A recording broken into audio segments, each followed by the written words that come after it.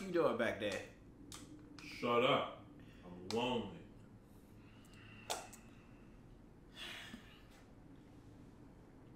So, part one was the introduction of the Dino Thunder, and the whole talk about Tommy Oliver in his past. It ended off with him and his dream sequence where he met up with all his other Ranger powers and whatnot. And that's where we're gonna be picking up off of part two. Yes. So let's just jump right on into it. See what Linkar has to say about this one. Yep. Tommy fights with Zeo Ranger 5, but manages to defeat them before they then teleport away, telling him that they wonder if he still has any fight left in him. Tommy then finds himself in a bright forest fighting the White Ranger. Finally cut that hair, huh, Tommy? White Ranger, but your powers were destroyed. You can't keep a good Ranger down. Tommy, of course, manages to fight him off, leading into an overgrown forest for the final confrontation. The appearance of the Dragon Dagger alerts him to the Green Ranger's arrival. Okay, I'm happy we finally got him a proper shield, but what the hell's going on with the helmet? You showed the Green Ranger back in Legacy of Power. Was there a big silver stripe along the top of the Green Ranger helmet? No, so why did you add one? Jeez, maybe Tommy's coma did some brain damage. Anyway, the Green Ranger defeats him, but Tommy promises to never give up. This is somehow all that was needed. You passed the test. What? Test? What are you talking about? You haven't been fighting us. You've been fighting for your life. And you've proven your will to live is stronger than any Ranger power. Was it ever in doubt that Tommy didn't want to die? Well, we'll get to that when we analyze the characters for this season. Anyway, Tommy shows up and helps the other Rangers, even unlocking his Super Dino mode. In the next episode, Zeltrax inexplicably returns and, well, I think he's gotten over his crush for Elsa.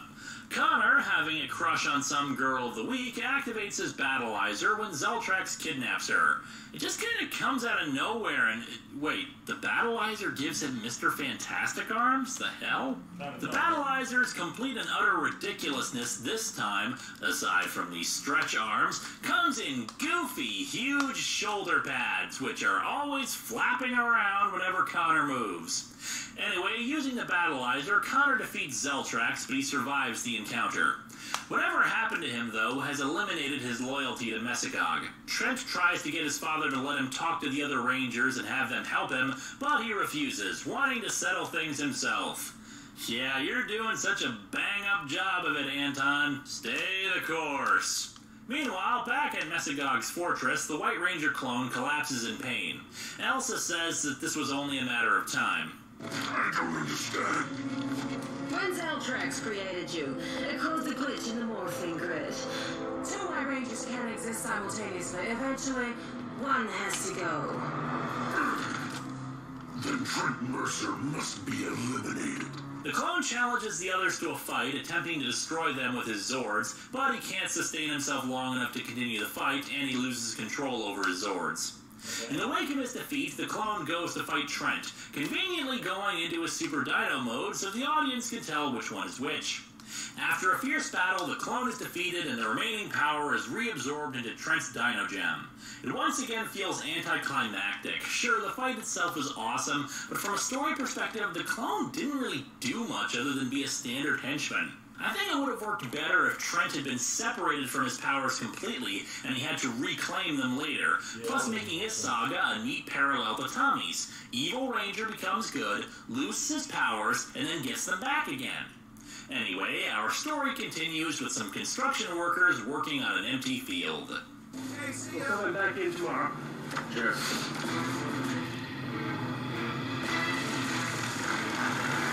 Oh yeah, I think this is the Ninja Storm crossover.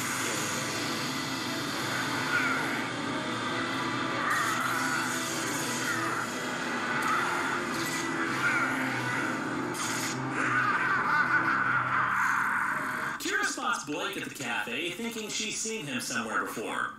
She goes up to ask him about it, but he only figures it's because of his work as a motocross rider. He invites her to a show, and we cut to the Wind Academy. Tori, Shane, and Dustin are training some students, and obviously doing a lot better than they used to do back in their time. The three have come full circle from where they started, showing them to use their skills that they didn't do too well with originally.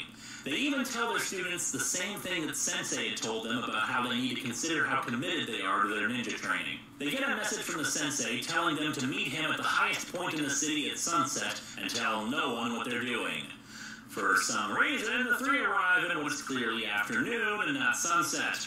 The Sensei tells them that Lothor has come back. They're naturally worried since they've lost their powers, but fortunately the Sensei says that Cam has been working on 3 new wind morphers, which he then gives to them. Shane, Tori, Dustin, it is with a heavy heart that I must give you your new wind morphers. A dark cloud has descended upon us, and it is time for you to resume your duties as Power Rangers. We will let you down, Sensei. Let's do it!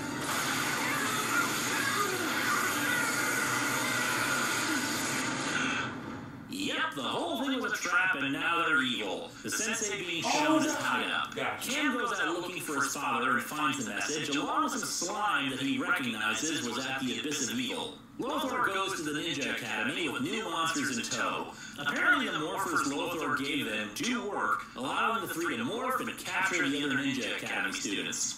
Lothor's niece is to save their own skin and say they'll work for him again. Back at Tommy's lab, Haley says she's been getting some strange readings from the Ninja Academy and that she's been in contact with Cam before.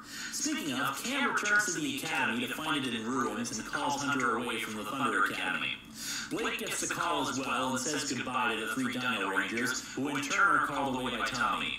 They explain the situation to the Dino Rangers, and the main 3 are sent to deal with the mind-controlled Wind Rangers. Trent and Tommy stay behind in case Mesagog tries to take advantage of the situation. The 2 Ranger teams engage one another, but the Dino Rangers are clearly at a disadvantage. Which kind of makes sense. Nothing against the Dino Rangers themselves, because I do honestly like them. But the Ninja Academy students have had years of training and experience behind them, and the Dino Rangers have said before that they're not as into doing even basic training. Cam and the Thunder Rangers spot the fight as the Dino Rangers are forced to retreat. Meanwhile, Mesagog himself watches the fight and recognizes the Kelzax. Lothor. Lothor? He's a fool. A buffoon. Yes. But one that could prove most useful. Find him and bring him to me. Elsa arrives to speak with Lothor, ending part 1. Cam leads the Thunder Rangers to the Abyss of Evil so they can retrieve their own powers. Lothor meets with Mesagog, who offers him an alliance to deal with the Dino Rangers. In the Abyss, the 3 find their gang guarding the Samurai Amulet. At the cafe, the Ninja Rangers suddenly show up and attack the 3. Can we get on with this? We're not gonna fight you here. Well, then we're just gonna have to destroy you. We'll meet wherever you want, but you come alone. Why should we agree to that? It's called honor. I thought you ninjas knew all about that.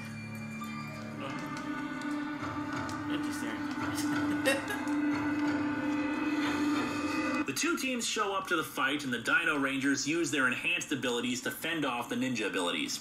I've gotta say, the fights are pretty dang impressive, even if I'm not fond of the civilian powers. It feels very much like a superhero brawl, and actually a little more impressive than what you sometimes see in movies that aren't nearly as fast-paced. Cam and the Thunder Rangers show up, and Kira suddenly remembers that she saw him in the video record as a Power Ranger. However, the 3 say they've come to help the ninjas, that Lothor has shown them the error of their ways. Cam then gives them new power discs for their morphers. Of course, it was a trick, and it frees them from Lothor's control. The Dino Rangers bring them all back to the lab and explain what happened.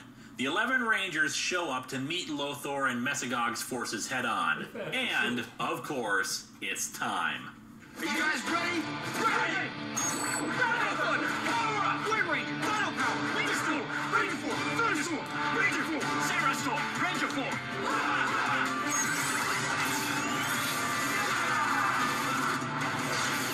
Toretto! Tricera! Terra! Dracula! Drago! Dino Thunder! Power! Air! Water! Power! Reverse! Crimson Thunder! Lady Thunder! Samurai Power! Ranger Storm!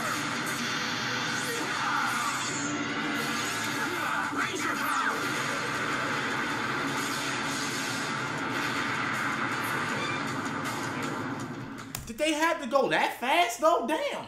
Yeah, No. they speed that up a little bit. No, but goddamn, I'm gonna be a Power Ranger. Let's continue. Could you not be any more corny than you already are? I just want to be a Power Ranger. Son of a bitch. I can't live my dream. Continue. Thunderstorm is a pretty good team-up. It does do something new by having the two teams actually fight against each other, both in civilian and morph form. The downside is that it doesn't make the Dino Rangers look all that great. The situation with the possessed Wind Rangers is only resolved by Cam and the Thunder Rangers, while the Dino Rangers are on the defensive the entire time. One thing a team-up should never do is denigrate one team over another, and sadly this makes the Dino Rangers look less powerful and less effective. Still, the fights themselves show the Dino team thinking of new strategies and shows them as competent fighters. The ending battle is a special effects fest, which is rather disappointing given how previous team-up final fights have been more about the martial arts. What I will say about it, though, is that it uses both theme songs well in the fight itself, which is always something I enjoy in the fights. It also has badly used explosions, which is something I'll get into next time. Like I said, the two-parter is still good and enjoyable, and there's a lot to like, but compared to Reinforcements from the Future and To the 10th Power, it probably comes in around third so far in terms of team-up episodes. Lothor's nieces free the ninja students and rejoin the Rangers. Mesagog and Lothor, meanwhile, fight one another back in his fortress, and they actually have a much more impressive brawl. I'll say one thing. I may think Lothor is a terrible villain and good riddance to him, but he was one hell of a fighter. The battle between them is just really damn cool. Yeah, they were throwing Mesagog uses down. his mental abilities to shove Lothor into one of his jars. The epilogue of the episode shows that, unfortunately, the restoration of the Ninja Storm Rangers was only temporary. As a neat little tongue-in-cheek moment, Cassidy passes Mara, one of Lothor's nieces, and the two comment on how pretty the other is. Mainly because the two are played by the same actress. Who cares? Oh, and another neat little addition. For the two-parter, the ending shot of the theme song shows all 11 Rangers instead of just the main 5. Later in the episode House of Cards, Tommy witnesses Elsa transform from her regular appearance as the principal, discovering the truth about her. I knew there was something I didn't like about you. I was wondering how long I could pull this off. I have to give you credit. We should have seen it. No kidding, it's not even like a Clark Kent thing where she assumed a different posture or anything. She was an evil jerk in both her forms. As the two fight, it goes outside and the entire school sees Elsa transform.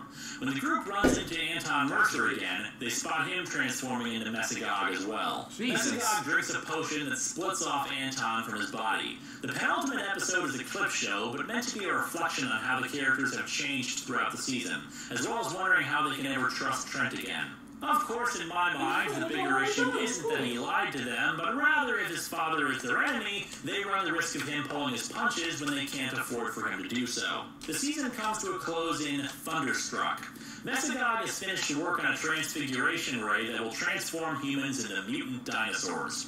He needs the power of the Dino Gems to finish it, though in the meantime he decides to strap Elsa in and drain the power that he granted her. Trent, using his camouflage powers, observes this and learns of the separation. While the Rangers prepare for the school prom, Tommy and Haley work on a truck that they can use to breach Mesagog's fortress, especially armed with the knowledge Trent provided them. Trent goes to Mesagog and offers all the Dino Gems to him in exchange for his father.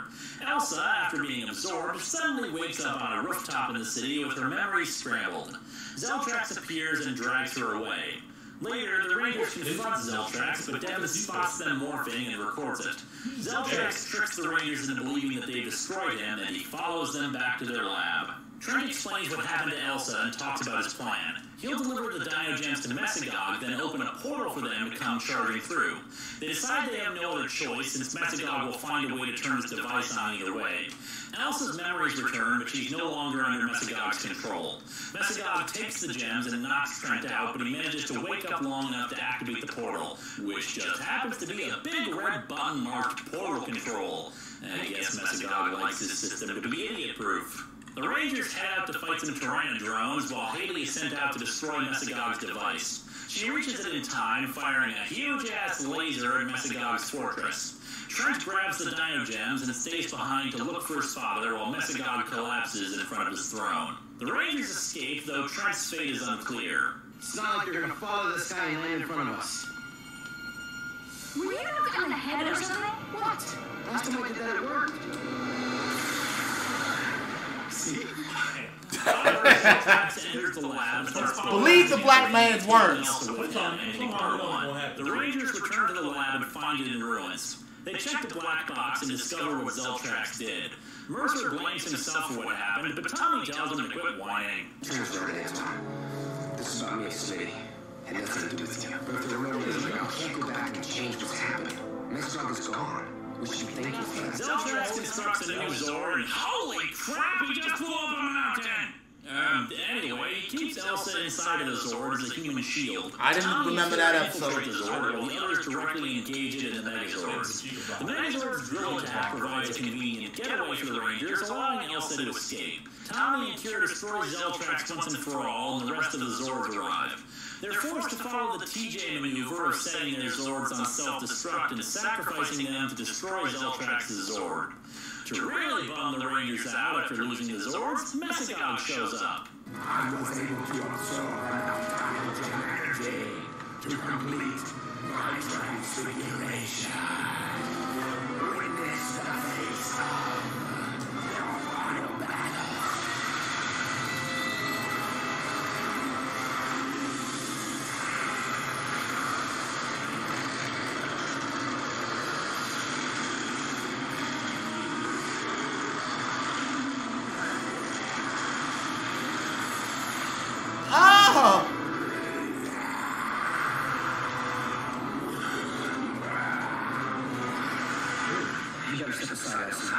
Elsa spots Cassidy and Devin recording the team as they morph and face off against the mutated Mesagog. The five charge in on Super Dino mode, but sadly their slow motion and silly rubber additions aren't enough to stop him. Even Connor's Battleizer fails to impede him, and he starts replicating. The only way they can find to stop him is by uniting the power of their Dino Gems and unleashing them on the four Mesagogs. They succeed, but the Dino Gems are completely drained. Cassidy hands over the tape to them since she realizes that ruining their lives to make her own better would be wrong. And thus, prom time. Connor goes with the one-shot girl and he... Why would you do that? The fuck are you talking about now? Okay, you recorded them, and your bright idea is, you know what, I'm going to expose the pop. Why? Because she was a sleazeball. They've been saying it the whole... No, I get that. But, like... Why would she still do it even after all this time? Because she was a sleazeball. But she gave it up instead. She decided to be good. For once. Yes. For once. Continue. Ethan goes with a girl he met in line for a movie. Trench tells Tommy that he's planning on going to an art school in the fall. Mercer and Elsa look like they're going to get together.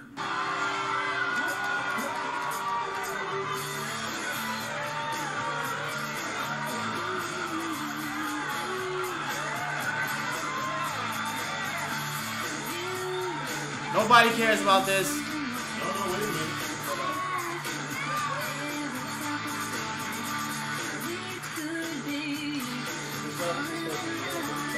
Happy ending. Everyone succeeds.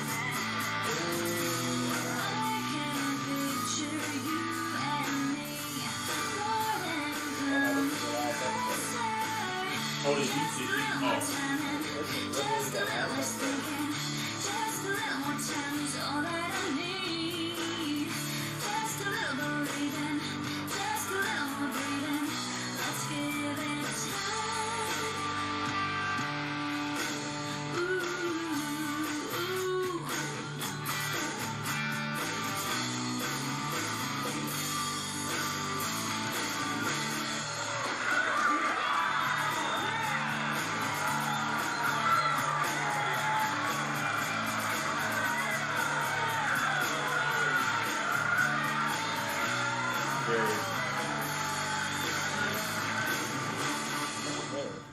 Dino Thunder is an excellent series. Many praise it simply for the return of Tommy, but the fact is Tommy's presence is just a nifty afterthought. As I said back in the Wild Force video, there are a lot of factors that go into the evaluation of a season. In this case, Dino Thunder succeeds in almost every area. The action is fantastic, save for a few moments scattered throughout. The characters are well developed and each given a chance to really shine. No one feels left out. Most of the jokes are genuinely funny with great banter. The villains are equally well developed, though their defeats aren't exactly the stuff of legend, which is where we have the only major flaws of the season. There's a lot of great build-up for most of the stories, but little in actual payoff. Many great ideas are brought up, but their resolutions leave a lot to be desired. I do like that it was his father that freed Trent from the White Ranger personality, but I don't like that it just kind of happened unexpectedly. It's brought up that Zeltrax has a crush on Elsa, but nothing comes of it after it's first mentioned. Yeah. Having a second White Ranger who's evil could have brought about some interesting possibilities, but really it was probably just confusing to anyone who jumped into the series in the middle, wondering why the hell there were two Rangers who look exactly the same on either side of the fight. Hell, the evil White Ranger didn't even start questioning anything about his own existence, you know, the standard am I a real boy kind of stuff, until his final episode. Until then, he was just a lackey. Still, I like the minor nod to continuity, unintentional as it may be, that they made with him. See, as you might recall, Too much pink energy is dangerous.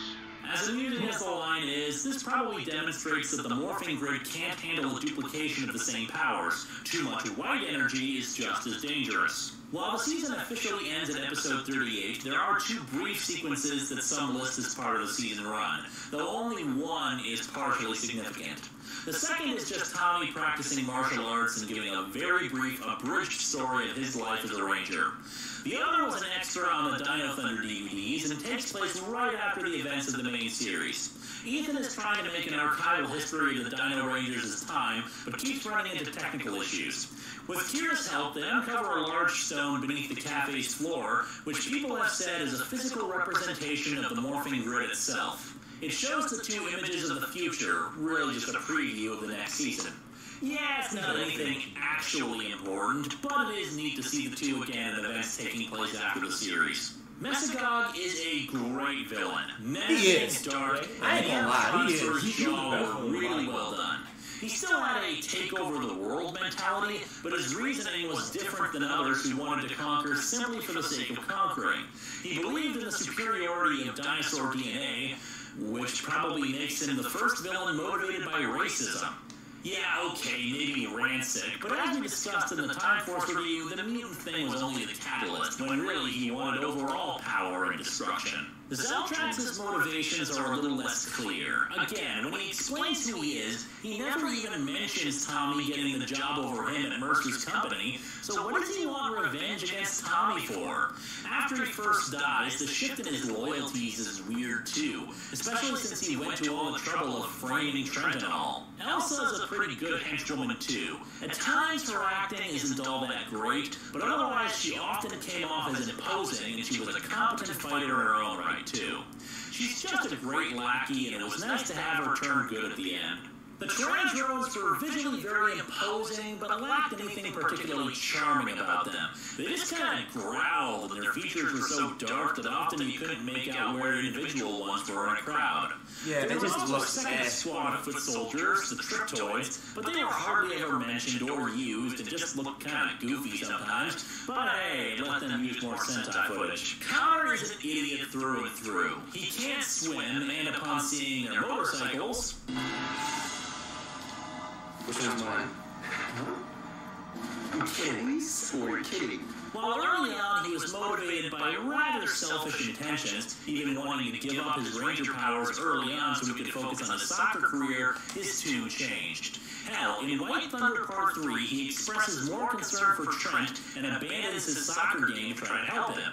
Sure, by the end of the series he was still an idiot, but he was more compassionate. Trent is a tortured character. He's being pulled in multiple directions at any given time in the series. By his adopted father, by the White Ranger, by Mesagog, etc. He admits at one point that he only knows how to draw superheroes, which might explain his demeanor and his desires. In the episode Truth and Consequences, he says he always kind of hoped he'd become a superhero, which in the end is what a Power Ranger is. However, in his mind, he's probably approaching that from a stereotypical point of view, thinking them to be perfect and never needing help in matters. It's why he keeps running away from the Rangers initially. He feels he should be able to overcome the darkness inside of him on his own. However, as he keeps getting pushed into the role of a villain, he eventually is overcome by his inability to ask for help. His slower development and introduction was very well done, and he could have easily just been a B-cast member without any real development like in the early days of Power Rangers, but instead, as we get to know him, we start to care about him. Ethan is purportedly a video game geek and techie. I say purportedly because he falls into the same trap a lot of TV shows and movies are forced to do. Whenever he mentions a video game or some geeky science fiction thing, it's of course something completely made up for the show. Now, I understand the potential legal ramifications of mentioning copyrighted material. Sometimes studios care, sometimes they don't, but it's a really annoying habit to see. It doesn't make him sound like a geek, it makes him sound like a moron who's trying to pretend to be a geek. Although what I do like about him is that he's not a completely stereotypical geek.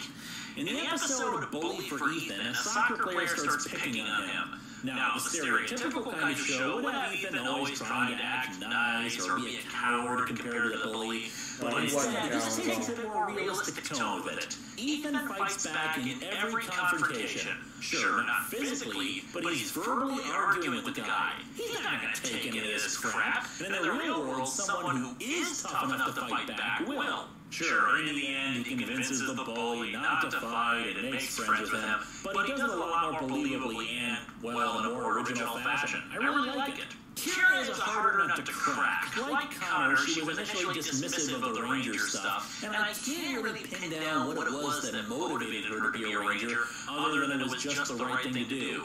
Her character arc seemed to be mostly about her music and learning to follow her own individual instincts and personality, and not become all about her image. Emphasized in one episode where she has the chance for a larger music career, but only if she's forced to look like one of Lady Gaga's rejected outfits. I was going to say, she was watching just... Tommy from his early days and then seeing him where he is as Dino the way I have. Particularly, the episode Game On demonstrates an evolution of his character.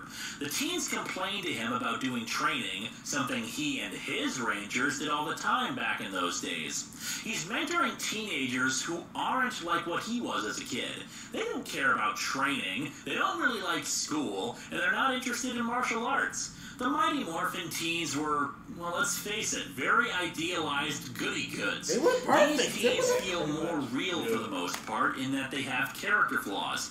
You can just see sometimes the dumbfounded look on Tommy's face as he tries to comprehend the kids these days. Fighting Spirit, and by extension where he was permanently morphed or was invisible, may show a darker side to Tommy's character. He's been fighting the forces of evil for a very long time as a Ranger, longer than any other person we've seen. I was confused by why, in Fighting Spirit, it was all a test about his willingness to go on. Fighting for so long, especially in a struggle that never seems to have a true final outcome, could have a psychological impact on anybody, and Tommy more so because of the fact that these days, a lot of his enemies are people he knew. When he became stuck in his morphed form, it could be interpreted that that's how he saw himself all the time, as a Ranger. He wasn't Tommy Oliver, he became the powers. It was all he was anymore.